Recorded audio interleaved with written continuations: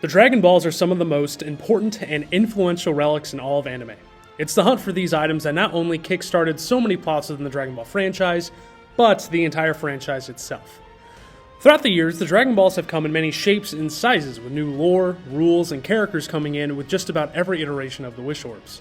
This video is going to cover every single set of Dragon Balls within the Dragon Ball franchise. Their appearance, their rules, their masters, their dragons, and their history will all be explained in this video. The series we'll be covering is the original series, Dragon Ball Super, Dragon Ball GT, and of course, Super Dragon Ball Heroes. Now we have to start this video with the first set of Dragon Balls we see, that being the Earth Dragon Balls. The dragon for this is, everyone knows this, it's Shenron or Shenlong, depending on if you're watching the dubbed or subbed.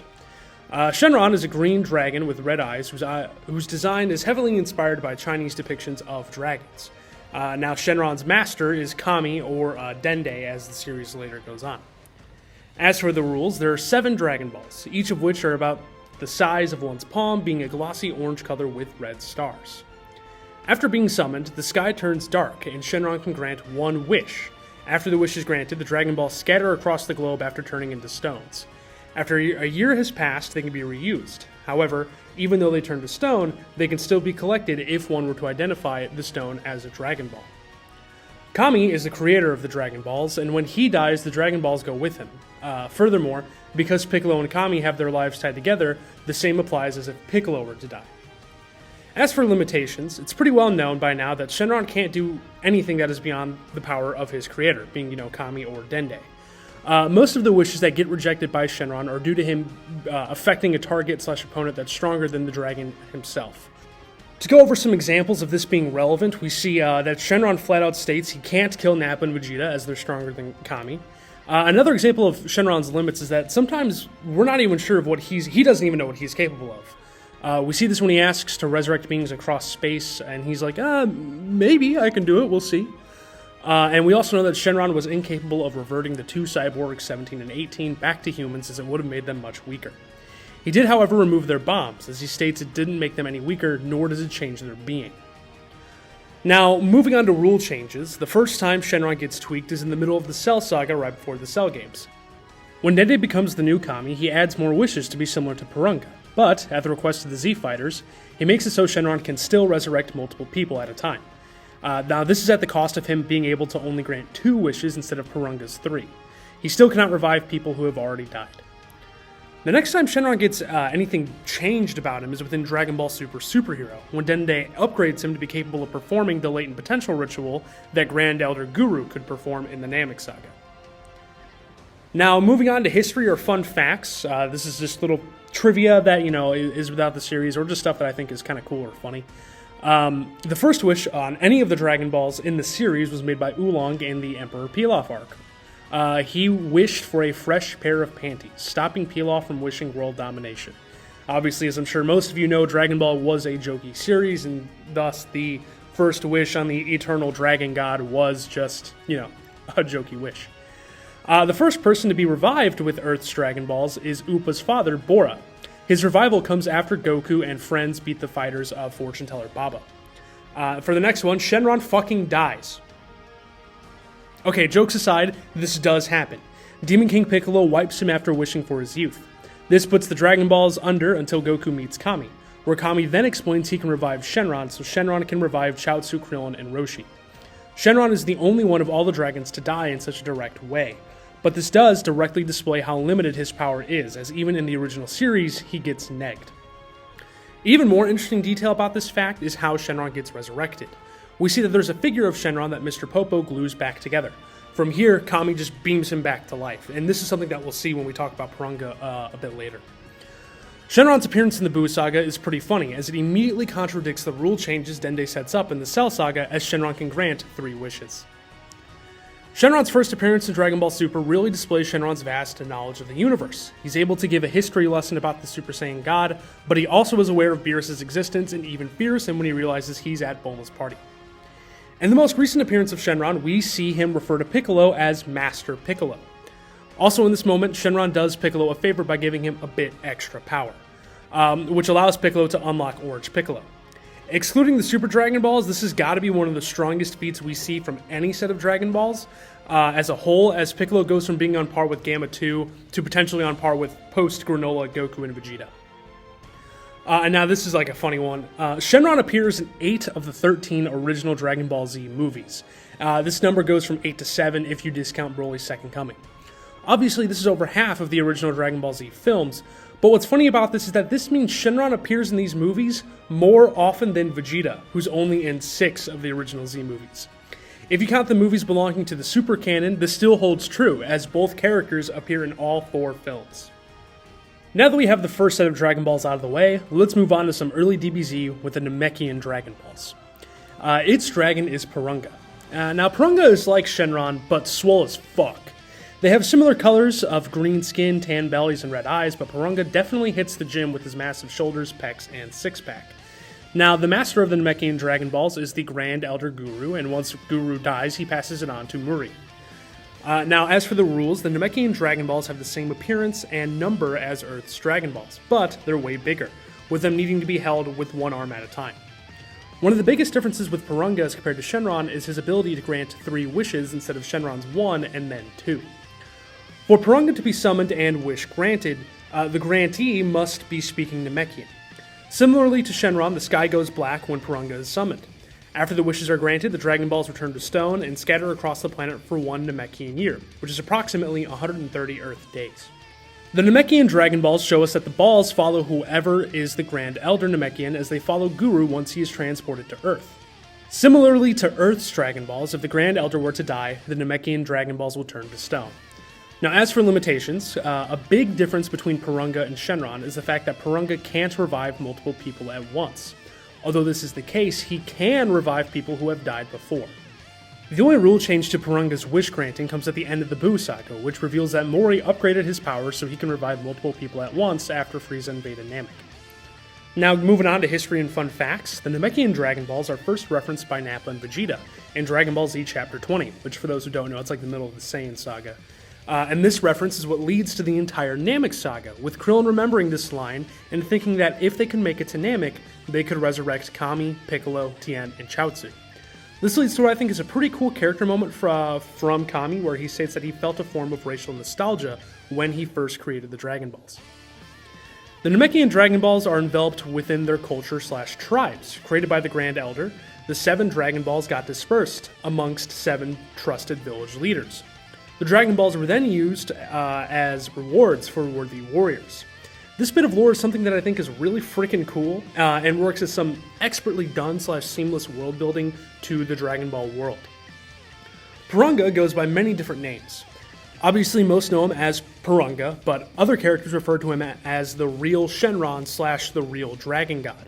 And Dende claims that he also goes by one of the coldest and most badass aliases in the entire series, as he's called the God of Dreams. That's so fucking cool. The first wish we see on the Namekian Dragon Balls is the resurrection of Piccolo by Gohan through Dende. By that I mean Gohan made the wish, but Dende is the one who had to speak it to speak Namekian. The second wish was used to bring back Piccolo to Namek. With one more to go, Grand Elder Guru unfortunately passed before anyone could make use of the third wish they had access to. What's intriguing though is that once the Grand Elder gets resurrected by Shenron, Porunga comes back and is able to grant the third wish of the set, which then, teleports everyone back to Earth. When Porunga is summoned on Earth, Bulma's neighbors think he's just sort of weird science experiment. This isn't too important, just as something I think that's kind of funny as we see this gimmick return in Battle of Gods. We have that farmer who calls Shenron just like something weird at Capsule Corp. The scene also shows a couple of more interesting characterizations of Porunga, as we see him decide to fix Krillin's body of his own free will. The fact that Porunga does this is really funny, as we see Shenron in Resurrection F, he doesn't fix Frieza's body, who's literally like diced and sliced. This is also the first time we see a dragon be downright unable to grant a wish due to the target's power, as Goku flat out refuses to return to Earth when Porunga is asked to bring him there. When Dende recreates the Earth's Dragon Balls, he asks for Shenron's model, which could imply that Porunga has one as well. In the Buu Saga, when Porunga grants his first wish, he gives a little cute okay sign with his hands. Porunga is also the Buu Saga GOAT, as without him, Vegeta's plan wouldn't come to fruition. Not only that, but we see Porunga, give Goku his energy back, so it's like Vegeta didn't even plan to use that third wish by Porunga, but obviously without that third wish, Kid Buu probably would have pushed back the Spirit Bomb. In Dragon Ball Super, we see that Porunga is capable of splitting up a Potara fusion as he splits up Shin and Kibito. In the volume release of this chapter, we see a bonus story where King Kai asks Mori to use Porunga to restore his planet. This leads to a gag where King Kai wants to be bigger and more homey, but Goku buds in and wishes for it to be completely restored as it was, since it's better for training. What's funny about this scene is that it breaks a couple of rules regarding Porunga. Firstly, neither King Kai nor Goku are speaking Namekian, and he's capable of granting the wish. And secondly, in this scene, Porunga only grants one wish and then, flees, he just leaves. If King Kai wanted to undo what Goku did, he could have just changed the size of his planet. But what do I know, man? I'm not writing the series. And finally, Porunga has some massive plot relevance in the Moro saga of Dragon Ball Super. Moro and his lackey, Cranberry, gather the Namekian Dragon Balls so Moro can regain his magical powers. Moro succeeds in this and uses his other wish to free all of the Galactic Patrol prisoners. And this is the last canonical appearance of Porunga. We've now reached Dragon Ball Super, which has a total of 2 sets of Dragon Balls. The Dragon Balls are shown in Super have a couple of fun facts surrounding them and are unique to this era of Dragon Ball in particular. So first, we're going to go over the Super Dragon Balls, whose dragon is Super Shenron. Now, Super Shenron is a gigantic golden dragon with red eyes. His body takes up multiple galaxies across both Universe 6 and 7. His wings appear to be a bit more akin to medieval European dragons, and his head seems to be a bit wider compared to the other 2 dragons. He also has a more rigid and almost sharp-looking jaw. And its master is the dragon god Zalama. Now, as for the rules, there are 7 Super Dragon Balls that take up the appearance of Namekian/Earth Dragon Balls, except, similar to the Shenron himself, they're huge. In this case, they're the size of planets. The stars on the Dragon Balls also face the beholder no matter what angle they're looking at them from. Also, instead of scattering across a planet, they scatter across both Universe 6 and Universe 7. Once gathered, the Wisher must speak in the language of the gods to summon Super Shenron. The message differs depending on the media, with the manga saying it's "Come forth, the god of dragons, and give me what I want," while the anime says "Come forth, divine dragon, and grant my wish, peas and carrots." They also must state their wish in this same divine language. And it's because of this that I'm pretty sure the only people who get their wishes granted by the Super Dragon Balls are Beerus, or more particularly, it's Whis who makes the wish, and Zamasu. There's nothing Super Shenron can't do. It seems that the only rule to his power is that there are no rules, which, is pretty cool. Now moving on to history/fun facts, we don't really see rule changes happen with these Dragon Balls.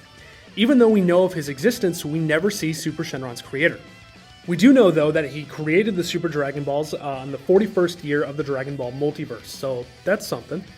Now, despite his limitless power, similar to Zeno, there's a set of Super Dragon Balls within every timeline. We see that, Zamasu is capable of using the Super Dragon Balls from his future timeline to grant immortality. Zamasu is definitely the character that we see use the Super Dragon Balls the most, making a total of 3 wishes on the Dragon Balls. And that's 4 if you count this funny bonus page in the Super manga where he messes up the wish for Goku's body. These 3 wishes are to switch bodies with Goku, make himself immortal, and to destroy the Super Dragon Balls of future Trunks' timeline. Super Shenron actually has some of the highest feats within the Dragon Ball franchise. Canonically, he destroys the 7 destroyed universes during the Tournament of Power. The manga tells us that this elevates Universe 7 in the rankings of the 12 universes by 1 slot, which is something that I think is kind of funny. 17 has the ultimate act of benevolence and it just doesn't go anywhere. Now, within the non-canon Super Dragon Ball heroes, we see Super Shenron destroy the universe tree. What's interesting here is that even though this is the case, Fu is still capable of restoring the tree. And that's all there really is about the Super Dragon Balls. I hope moving on in the future we get much more lore about these things, especially regarding their creator, as with the Cerulean Dragon Balls and the Granola Saga, we see some more lore about the Dragon Balls, so it would be really cool to see if Zalama is the original creator and all Dragon Balls reside from these guys. We don't really know if that's the case. But from now on, we're moving on to the Cerulean Dragon Balls, whose dragon is Torombo. I hope I'm pronouncing that right. Torombo's primary colors are white and blue, as shown by the color scans of the Super manga. He has red eyes, and protruding from either side of his head are what I can only describe as multiple feathered wings. Running across his back appears to be fins with a near purple hue. And his master is Monaito. Now for the rules, there are 2 Cerulean Dragon Balls, making this the first time that a set of Dragon Balls is less than 7. Now the Dragon Balls have the same color as the Dragon Balls, but they're even smaller. Now the password to summon Torombo is, I'm going to try to pronounce this, bear with me here, is Takarapto Totorombo Pupirito Para. Although he needs a password in this language, he can comprehend wishes in whatever the speaker's language is.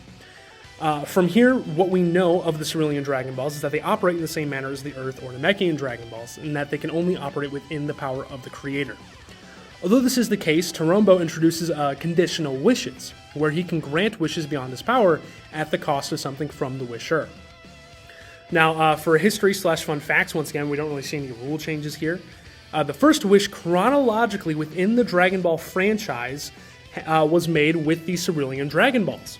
We see Bardock wish for his sons to end up thriving. This is roughly 15 years before the first wish is made in the original series with, the Panties wish. Now, I'd argue this is also the most controversial wish ever made in the series. It sort of retcons all of the original series, all of original Dragon Ball, to say that Goku survived the shit he did because of a wish made on the Dragon Balls. Now, I don't know about you guys, but I personally hate that decision. Really do. But that's not the focus of this video. Next time. And although not directly stated, it seems that the limits of Torombo's power can be overturned via some sort of monkey's paw.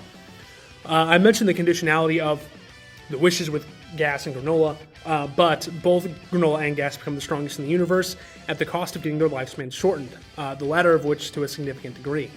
Also, not to dip my toes too deep in the theory pool, but I have heard around that this could also apply to Bardock's wish, as Torombo allowed Goku and Raditz to live into adulthood and sort of thrive, but the two of them do end up killing each other shortly after, which is, just some sort of ironic twist.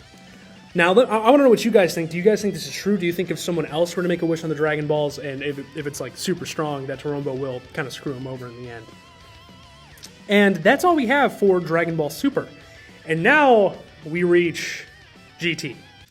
And I'm not going to lie to you guys, this is unscripted, this part here. This is the reason why this video took so long to write. I forgot how awful the pacing was in GT. I didn't watch the whole series in order, but I had to skip around a bit, and sometimes it's a pain to get through there. It really is, but don't let that totally dissuade you. Watch GT.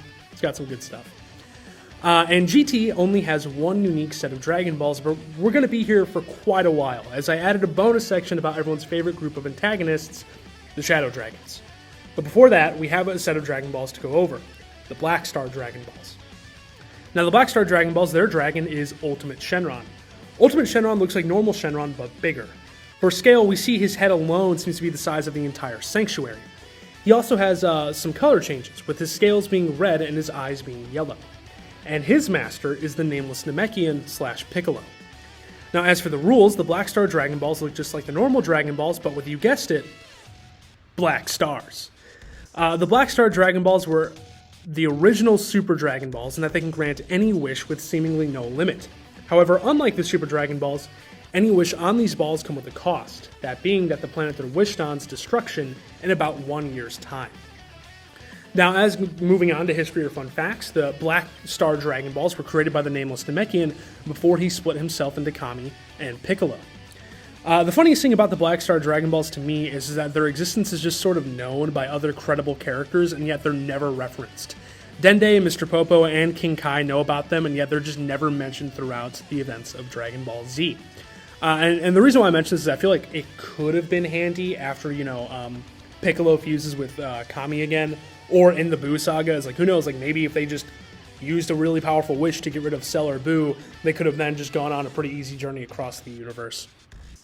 Now, Ultimate Shenron only grants 2 wishes in the entirety of GT, that being the restoration of Goku's youth and the restoration of Baby's planet, Planet Plant. Although not directly stated, it seems that the power of Super Saiyan 4 was enough to negate Pilaf's wish on the Dragon Balls. As Goku says, in order to beat Baby, he needs this power and he needs this body, meaning that Tiny Goku, it obviously wasn't enough to defeat Baby. Within the original series, Super, and GT, the Black Star Dragon Balls are the only set of Dragon Balls that officially and permanently get destroyed with Piccolo's death at the end of the Baby saga. We see, obviously, with The Super Dragon Balls, the Earth Dragon Balls, and the Namekian Dragon Balls, all three of those go away at some point, but they always come back, or there's always some other way to use them. Now, hey, wait a minute. These guys aren't Dragon Balls. We're moving on to the Shadow Dragons, and I know they're not Dragon Balls, obviously, but it would feel criminal to make a video about the Dragon Balls and about Shenrons when I don't talk about the most creative thing the franchise has ever done with them. So this section is going to cover the abilities and the traits of the 7 Dragon Balls, as well as their creation. And I lied again. Before delving into the Shadow Dragons, I want to quickly go over the being that spawns them, Black Smoke Shenron. Now, BS Shenron is a blue dragon with red eyes. He sort of looks like normal Shenron, but he's got wings and black spikes on his arms. He's also a Chad who smokes cigars and has a bit of an attitude when compared to the normal Shenron. The Shadow Dragons then splinter off from BS Shenron after he eats the 7 Dragon Balls. Now, for those of you who don't know, we're going to go over what are the Shadow Dragons. The Shadow Dragons are the manifestation and personification of the minus energy that builds every time a wish is granted on the Dragon Balls. What's funny about these creatures is that they can be located using the Dragon Radar just like the normal Dragon Balls. This is because the Dragon Ball they correspond to is part of their bodies, with each of them having a new dark blue appearance with black stars and cracks. An even more interesting universal is that a specific wish that was made from the Dragon Balls throughout the Dragon Ball series gives birth to each individual Shadow Dragon. I'm going to go over these dragons in order of appearance instead of numbered order, as I feel like there's some significance to doing so. And now we move on to the 7 Shadow Dragons. With the first dragon, the 2-star dragon, Haze Shenron. Haze is a primarily green bipedal beast with a tan belly. He has black horns that poke out of his arms, and his Dragon Ball is located in the middle of his forehead. He has a mostly jokey personality, with him trying to boost up his confidence to trick Pan and Goku into thinking he's actually really strong. Now moving on to abilities, it appears that Haze Shenron's minus energy is capable of corrupting and weakening the things around him. In the specific setting he fights Goku and Pan, he states that he corrupts a lake, which then turns to mist, allowing the minus energy to corrupt and weaken the beings around him. Haze does imply that if he's never stopped, this mist could surround the entire planet, making everyone weakened. Other than that, it appears that Haze can fire normal ki blasts. And as for the wish Haze Shenron comes from is the wish to resurrect Upa's father. And now we're moving on to the 5-star dragon, which is Rage Shenron. The appearance of the 5-star dragon has one of the funnier designs of the Shadow Dragons, if you ask me. He seems to be bird-like, having dark maroon and purples all over his body. He has a tan beak and a weird-looking fin. His Dragon Ball is on his belly. As for abilities, Rage Shenron sucks up electricity using weird purple goo that's detached from his body. If making contact, this goo can shock a person. The dragon then uses this goo to build on himself and make himself bigger. It seems that when he does this, a small, more true form resides within this large mass of goo. His main attacks seem to be redirecting this electricity in a move he calls Dragon Thunder. It's worth noting that here, that the Dragon Thunder, like most things in Dragon Ball, is ineffective if the target is too strong. This isn't the only thing Rage Shenron is capable of, though. He also seems to be unaffected by ki blasts, as he straight up catches Super Saiyan 4 Goku's Kamehameha and throws it right back at him. With these admittedly strong powers, it comes with a pretty big silly weakness, that being that rain/water, which causes him to short circuit. The wish that brings Rage Shenron to life is the wish that brought Goku to life during the Saiyan saga, right before fighting Vegeta and Nappa. And now we're on to the 6-star dragon, which is Oceanus Shenron. Oceanus actually has 2 designs, as she disguises herself as a princess to trick and take over a fishing town. Her first design, as Princess Oto, has her take the form of a humanoid woman with big blue hair and light blue skin.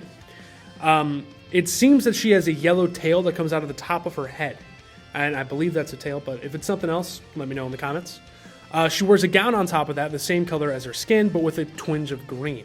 Her second design is a more grotesque form, with her being a thin dragon with dark blue/gray skin. She has a big jaw with her Dragon Ball residing on her chin. She also has wings with a more apricot color on the side. It seems that Oceanus can create whirlwinds and control the wind by spinning around at great speeds. This allows her to create barriers around herself as well as deflect ki blasts.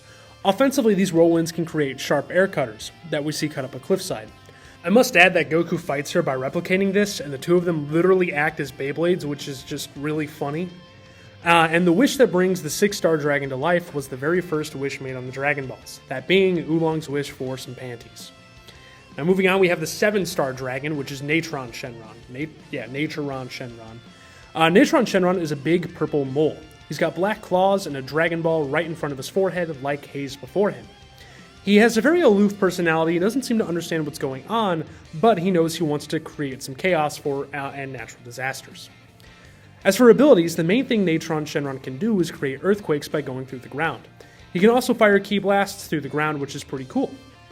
Because of this, though, he sort of has a weakness of hitting characters who can't fly, which, if you ask me, is a pretty silly weakness considering he's a Dragon Ball villain, but, I digress. It then gets revealed that Natron Shenron is the Dragon Ball itself, and it attaches itself to a host, which it then uses its host's power. He tricks Goku and Pan into thinking he's defeated so he can take over Pan's body. In this form, he looks mostly the same, except now he has blue skin and weird whatever it is that's on the side of his head. His horns and claws also become red. When taking the form of someone, the 7-star dragon can perform any ability the Absorb E can do. So he can, fire a Kamehameha, do the Maiden Blast, and all the stuff Pan can do. After Goku gets Pan out of it, it then reveals that Natron Shenron's true form is just a brown, grayish mole. The wish that made Natron Shenron was the wish that resurrected Majin Vegeta's victims in the Buu Saga. And now we're on the 4-star dragon, who I'm sure is probably the fan favorite, Nova Shenron. The 4-star dragon is a bipedal dude with no nose and big lips. He has a fin on the top of his head and pointy ears. He's one of those Dragon Ball characters with no nose and keeps his Dragon Ball on his right hand. Nova has a transformation, where he sheds his bright red skin to an orange/bronze color. He also gains some purple accents on his wings and torso. This form is his true form, as he uses the red form as a lens to not emit so much heat. Moving on to abilities, Nova Shenron is a pretty hot guy. He specifically says that he's capable of raising his body temperature to that of the sun, which is 6,000 degrees. As a result, we see him seemingly phase/melt through certain objects and catch those he's fighting on fire. Because of how hot he is, Goku resorts to using ki blasts against him instead of hand-to-hand combat. This is only in his base form, as once Goku goes Super Saiyan 4, he's capable of handling the heat. He's able to make a sphere around himself resembling the sun, where he fires blasts below on his target. He's capable of lowering his energy, which he uses to trick Goku. We then see that Nova makes a lens that concentrates his energy into powerful beams. Another important skill in Nova's arsenal is his incredible speed. He's seen being faster but not as powerful as Super Saiyan 4 Goku. Nova also has an attack called the Burst Attack that looks like a standard charged fireball. The final attack we see from Nova Shenron is the Burning Spin, where he creates a giant spinning fireball around himself and his opponent. We see that the blaze ensnares its target and sets up a trap, where if the target were to fire a ki blast, the whole thing will explode, killing both Nova and his target. And the wish that gave birth to the 4-star dragon was the wish that restored Demon King Piccolo's youth. Now moving on to the 3-star dragon. The 3-star dragon is a bipedal dude with no nose and big lips. He has a big fin on the top of his head and pointy ears. He's one of those Dragon Ball characters with no nose and keeps his Dragon Ball on his left hand. Hey, wait a minute. Yeah, this is the same as the last guy. Ice Shenron and Nova Shenron have the same designs except color. They may seem a little lame at first, but we actually find out that the two of them are brothers, which I'm okay with that, with a lazy design, as it, at the very least, does bring in an interesting lore thing. As for abilities, Ice Shenron is capable of freezing stuff with his ki blasts. He can also freeze things with eye beams. His freezing is so potent that he can freeze Super Saiyan 4 Goku solid, as we're compared to Nova Shenron, where Nova Shenron couldn't burn Goku past Super Saiyan 4. Ice Shenron can also emit an energy that freezes everything around him, making terrain slick and difficult to traverse. He has a very cowardly fighting style, and tries to do whatever he can to win, even if this means using his own brother as a dragon shield. This Shenron also has an attack that turns his arm into a cannon, which looks pretty damn cool if you ask me. Another cool technique of his is what I'm going to call the Ice Whip, which he uses to blind Goku. The reason why this looks so badass to me is that we see it cut through multiple buildings behind Goku. It's the whole slanted thing before Goku Dragon Fists him. Just looks pretty cool. Now, the wish that made Ice Shenron is actually questionable, or it's in contention. The anime states that it was the wish that revived the victims of Demon King Piccolo, but other sources say that it was the wish that wiped the memories of the citizens of Earth of Majin Buu. Now that comes from the wiki, and the wiki sources Dragon Ball Xenoverse. Now Xenoverse obviously wouldn't be the most authoritative thing, especially not over GT itself. But something that would be is the other source that states it's the GT Perfect files, which if you guys don't know is a pretty big guide when it comes to finding additional stuff about GT. So I want to know what you guys think about this, kind of open this up for discussion. On one hand, I think Demon King Piccolo Wish makes sense as it's right next to Nova and the two of them are brothers. But another thing the wiki mentions is that since the Majin Buu wish gave Buu a second chance, it's one of the more selfless wishes made with the Dragon Balls, which I think is pretty interesting to consider because now you have the very selfless wish that wiped the memories of Buu contrasted with the very cowardly and like evil nature of Ice Shenron. So I don't know, let me know what you guys think below. But moving on, we have the second to last Shadow Dragon, which is the 1-star dragon Sin Shenron. Sin Shenron is another bipedal dragon. He has white skin with blue accents and black spikes coming from his back and joints.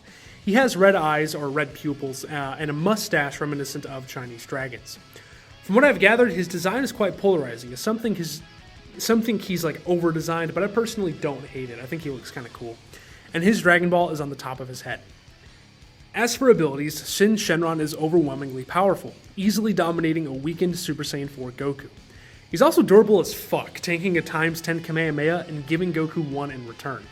If I were to guess, this copy ability is his unique ability, as aside from this, there isn't really anything that makes him stand out power-wise, unlike the other Shadow Dragons which all have their gimmick. He's just a really strong guy. The wish that brought Sin Shenron to life is the wish that revived all of those killed by Frieza and his men on Namek. And now we're onto the final Shadow Dragon, which is Omega Shenron. Now, Omega Shenron has the same appearance as Sin, except he has the 7 Dragon Balls on his chest. This is because Omega Shenron is Sin Shenron after he eats the 6 other Dragon Balls to transform himself into Omega. Omega Shenron gains the powers of all the 6 previous Shadow Dragons. He's also the second strongest character in Dragon Ball GT, only behind Super Saiyan 4 Gogeta. It seems that his techniques are all amped, as his heat can burn Super Saiyan 4 Goku and his ice freezes him faster. On top of this, we see Omega revive himself from near death using Rage's slime, which is something Rage himself could not do. Something hilarious about Omega's power is that this dude is strong enough to low diff Super Saiyan 4 Goku and Vegeta, but the likes of Hercule and Videl and Chi-Chi and Bulma all survive like kicks and blasts from him. And in some cases it's like, oh, well, you don't want to die from like debris, but like Hercule literally survives like a kick from him. Like it's really funny. Omega does have his ultimate technique called the minus energy ball, or the minus energy power ball, my bad, which is a condensed energy blast composed of all the negative energy and hatred from the 7 evil dragons. Something worth mentioning here is that Omega can't pull this technique off if he's missing any Dragon Balls. The last thing to mention about Omega in terms of abilities is that we see him pawn off the Dragon Balls to Nova Shenron. This allows him to take over Nova's body and survive the burning spin. And now that we've covered all the abilities and, the appearances of the Shadow Dragons, let's move into some histories or fun facts. When you take the first letter of the name of all the Shadow Dragons and put them into numerical order, they spell out Shenron. Now, I'm looking at the word Shenron here, so I believe it goes Sin, Haze, Ice, Nova, Rage, Oceanus, and then Natron. Moving on, Bulma gets blamed for the creation of the Shadow Dragons, and I think that's really funny. She does, however, drag Goku down with her, which convinces him to hunt and defeat all the dragons by himself. It seems that the only Shenron with any semblance of pride and honor is Nova Shenron. He's the only dragon who doesn't try to defeat Goku with any dirty tricks. Nova Shenron is the only dragon to not get killed by Goku or Pan in this arc, as he dies not once, but twice to Sin/Omega Shenron. There are a couple fun facts relating to Omega's fight with Super Saiyan 4 Gogeta. First off, we see that when Gogeta deflects the minus energy power ball, he infuses his own energy to convert the power from minus to plus. This purifies the Earth from all the minus energy created by the Shadow Dragons. The reason why I bring this up is that it shows that plus/minus energy isn't something that's delegated solely to the Dragon Balls. It's more of a natural state or energy of things within the universe/life itself. The next fact regarding Gogeta versus Omega is that Omega Shenron is the only villain to not outright lose against Gogeta from Z, Super, and GT. Yes, the Big Bang Kamehameha does revert him back to Sin, But after this, he's still a threat to our heroes, unlike Janemba and Broly, who die and were pacified, respectively. Goku tries to replicate Omega Shenron and eats and then chokes onto Dragon Ball. I know it's not super important or relevant to the Shadow Dragons themselves, but it's so ridiculous that I couldn't not mention it. And something here is that Omega Shenron literally refers to himself as a god of destruction. I'm sure you guys could guess why I would mention this as a fact.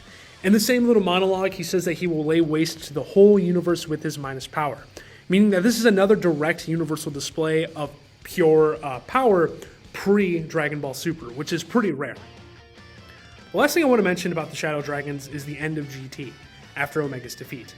It's more about what GT has to say about the Dragon Balls in general. We see Shenron come forth, and he comes from the Dragon Balls without being summoned. The sky also doesn't turn dark. Shenron seemingly revives Goku and explains that because of all the shenanigans from the previous arcs, the chaos of the Shadow Dragon saga occurred. Goku understands this and agrees, but he asks Shenron to revive the innocent victims of the Shenrons. And, Shenron's like, screw it, why not? From here, Shenron and Goku ride into the sunset to see Goku visit some of the cast who've been pretty uninvolved up until now. It's Krillin, Roshi, and Piccolo. As Goku visits the casts of folks, he visits them and they all comment on him, asking if he's... well, we don't know. A quick side note, we then see the end of Shenron's tail, which is something I don't think we've ever seen up until this point, so that's a little fun fact for you. Once we cut back to Goku, we see him and he lays on Shenron's back as the 7 Dragon Balls absorb into his body one by one, with the last one being the 4-star ball and then Goku himself fading away. To this day, we're not really sure what happened to Goku at the end of GT.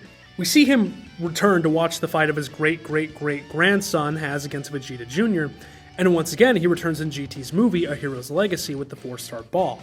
But why or how this is the case is unknown. If you want my interpretation, it seems that Goku died after launching the Universal Spirit Bomb, but Shenron allowed his dead body/spirit to stay for just a little bit longer, just to get the lessons of the dangers of overuse of the Dragon Balls drilled into the heads of the Z Fighters. Goku understands the trouble he's caused to the Earth and his friends and decides to ride off with Shenron dying for good.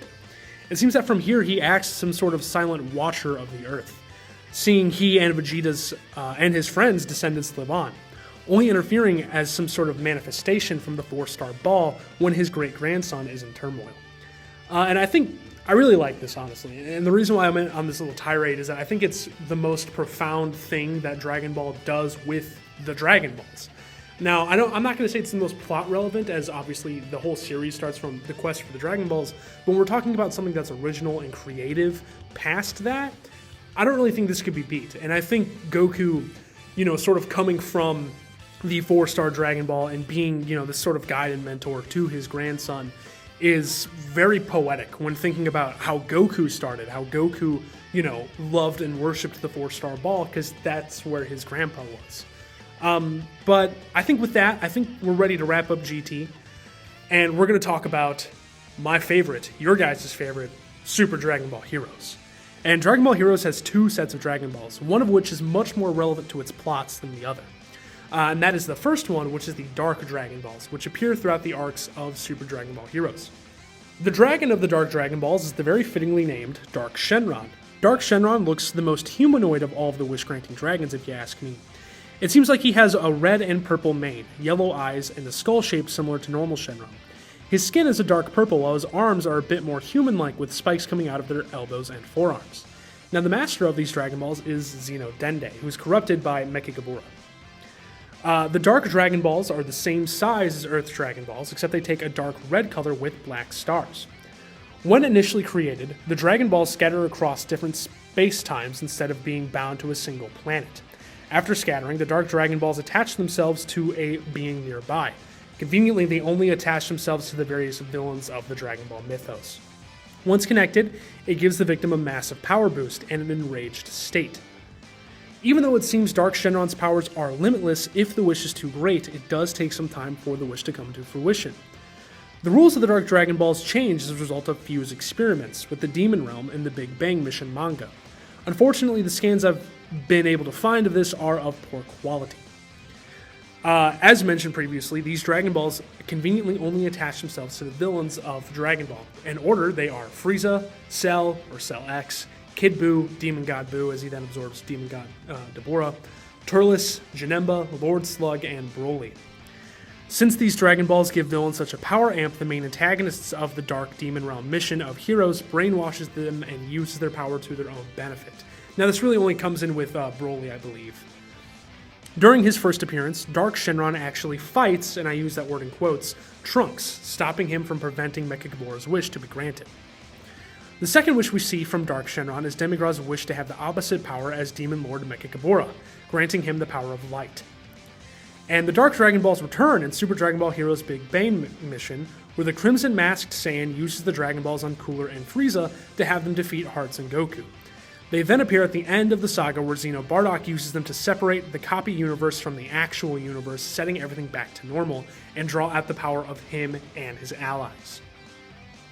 And finally, we have the final set of Dragon Balls, which is the Dragon Balls made by Fu. The dragon for these Dragon Balls are just Shenron again, and the master is Fu.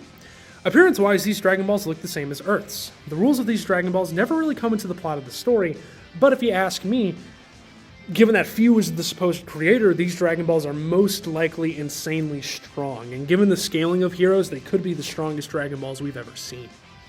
The purpose of these Dragon Balls in both the anime and the manga of the Universe mission is to have characters duke it out to collect these 7 Dragon Balls. This is the main focus of the plot in the manga, but the anime drops this pretty quickly to focus on Kumper as the threat of the Z and the Xeno fighters. Now in the manga, Xeno Vegeta has the 1-star ball, Trunks takes the 2-star ball from Bojack, Ozoto has the 3-star ball, Cooler takes the 4-star ball from King Cold, Kumper has the 5-star ball, Hachiyak has the 6-star ball, which is taken by Ozoto, and Capsule Corp Vegeta is given the 7-star ball. Now Ozoto is the character who gathers all of the Dragon Balls, but his wish is cut off by Oolong, who wishes for everyone to escape the prison planet. And that's it. That's all of the Dragon Balls. That's all the Dragon Balls we see, at least for the most part. Please do let me know if there are any Dragon Balls I might have forgotten about. Let me know what you guys thought about the video. I hope you guys liked it. Let me know what you guys want to see from the Dragon Balls moving on.